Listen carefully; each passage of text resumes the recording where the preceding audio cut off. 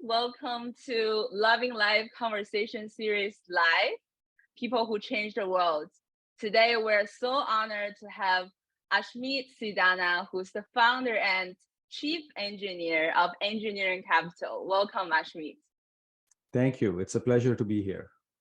Well, my life has been one of tremendous change, luck, and then growth. And so I grew up in India. My father was a farmer. We lived in a mud house, no running water, no plumbing, no electricity, in a very rural part of India. Thanks to some, great fortune, even though we were very poor, my parents were educated. And so they worked extremely hard, like good Asian parents, for our education, including making a very important decision, which was to choose English in our case. So my mother believed that English will help us tremendously, and she really wanted us to go to a school where we would start in English. So I love computer science. I am an engineer. And this whole idea of what you can compute and what are the true limits of computation really became a passion for me. And so then I have lived and worked in Silicon Valley ever since. Today I run Engineering Capital, a firm that I started, which has a specialist practice. We really are different. There are many VCs in Silicon Valley, especially. And it's hard to distinguish yourself as a venture capitalist. And so what I decided to do is focus on the things that I truly love, which also happen to be a market need. You have to have both things to be true if you're going to build a successful firm. And in my case, what I love is computer science. And where I saw there was a need in the market is software companies which were taking technical risk. In other words, the risk was not whether if you built the product, the customers would buy the product. That's what most companies worry about, most VCs worry about. The risk was, will you be able to build the product? We know they want to buy it. We know there's a demand for it. We just don't know how to build it. And so there is a subset of companies where that is the dominant risk, and that's what I focus on. So the way you teach someone to ride a bicycle is not to tell them things like that. Centripetal force, pedal on top, asymmetric forces. You don't need any of that stuff. Okay, what they need is encouragement. What they need is the right attitude. What they need is maybe help getting resilient. Building up. When you fall down and you get a little hurt, you say it's okay. It's just a scratch. Let's put a band-aid and let's keep going. Right? That's what most parents do for their children when they fall off a bicycle. I've never met a man who was so ignorant that I could not learn something from him. I believe it's Mark Twain. I believe in that. In other words, I believe everybody has something they can teach me. Everybody knows something better than I do. My job is to figure out what is it that they know better than me and learn that. So for example, on this podcast, it's very clear to me that you are a wonderful interviewer. You are a wonderful interlocutor. That's not a skill that I practice. Okay. You have a focus on life, on living, on growth, the philosophy, which are areas that I happen not to focus on. I mean, I have an opinion about them because I've lived my life and I'm older than you. And, I have some thoughts and I'm sharing them over here. Hopefully people are finding them useful. But that's not what I'm an expert in. You, on the other hand, I believe, understand it very well, which is part of what makes you such a good interviewer. And I can see that Roxy here agreed with us with a good thumbs up. Everybody who agrees with me on the way Faye is asking these wonderful questions, please raise your hand or clap or something, let her know, because I'm enjoying this conversation in an area that I know nothing about, right? In an area that I don't focus on. If you want to talk to me about, convolutional neural networks, if you want to talk to me about what's happening with LLMs, large language models in AI, or, on the systems level, with the end of Moore's law, what's going to be the impact, in terms of chip design, or where we are going with Kubernetes, those are topics that I love to talk about. That's the area that I spend my life in. So it's a very different part of focus. And again, I thank you for asking these questions and leading the conversation in this very, I think, productive way.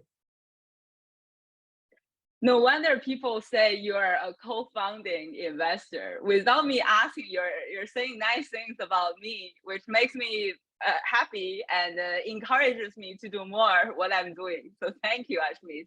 I think we're running out of time. I want to ask one final question, and then I'll open it up to the floor for the audience to ask questions, which is, how do you measure the success of your own life?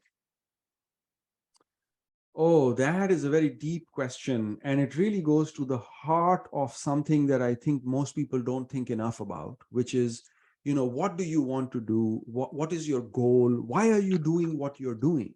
Is it even going to make you happy if you get to where you are going? Most people have not answered that question adequately before, they start working on things.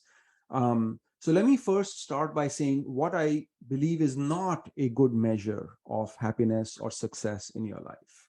I think the most important thing to understand is that money is not a good measure of happiness or success. There's lots of studies on this, that, once you have enough money to have, a good health, good food, basic needs are met. If you're so poor that you don't have food or you don't have clothes or a house, then that's different.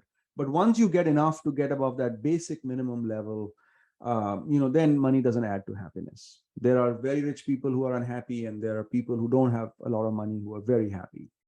So we know, good academic research, that money is not what is going to make you happy.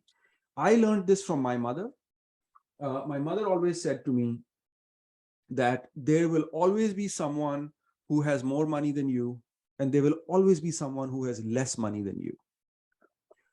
If you are feeling demotivated, if you are feeling tired, if you are feeling, not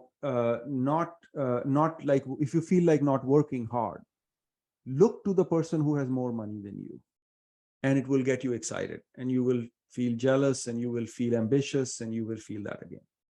On the other side, if you feel that, you have succeeded, and you are being rude, or you have an ego, or you are unhappy with life, look to the person who has less money than you, and you will feel content. You will feel satisfied. You will feel grateful that you have more in life than they have. And so there's always somebody who's ahead of you and always somebody who's behind you. She used the word with money because money is such an easy thing to talk about. I actually think this applies to everything. There's someone who will be more taller than you, who's shorter than you, somebody who's more beautiful than you, more handsome. That I believe happiness comes from alignment. It comes when your thoughts, your actions, your deeds are aligned with each other, and they are consistent with each other. Then you can be happy. What would you say to them? What will be your last words of wisdom?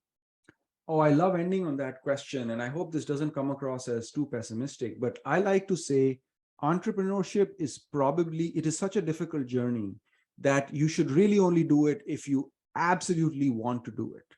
And the test for whether you're ready to be an entrepreneur or not is if there is literally nothing else that you want to do.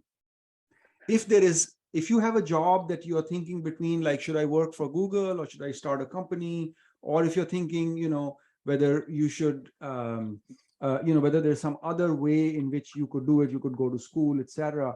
Whatever the alternative is, it's probably a better thing for you to do. It is only when you have no choices left that you should say, I have to be an entrepreneur.